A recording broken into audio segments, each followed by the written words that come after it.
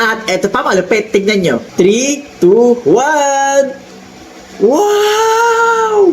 Unboxing flower LED light na pangregalo sa teacher ni Capagal dahil Teacher's Day! Let's go! So mga kadagyot, at tapos na Teacher's Day, araw-araw ay Teacher's Day pa din. Sabi nga nila, is better than late than never. So unboxing na natin. Wow! So mga kadagyot, eto siya. Oh, meron pang lagayan. May letter pa. At may bag pa kung saan mo lalagay yung gift mo. Okay, so mga kadagyot, eto na yung flower LED light, yung flower na umiilaw. So buksan na natin. Wow!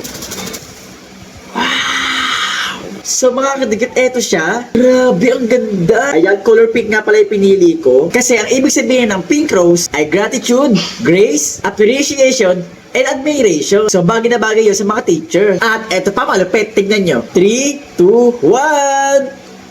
Wow! Grabe! O diba, may ilaw pa siya. At ganun naman na itsura niya pag nasa dilim. Grabe mga kadigit, sobrang ganda, diba? Sigurado kapag binigyan nyo ng ganito teacher nyo, honor kayo. Tsaka, o diba mga kadigit, sobrang ganda. Eto nga pala, ibibigyan na ni Kapagir sa teacher niya. Ikaw, bibigyan mo diba ng ganito ang teacher mo?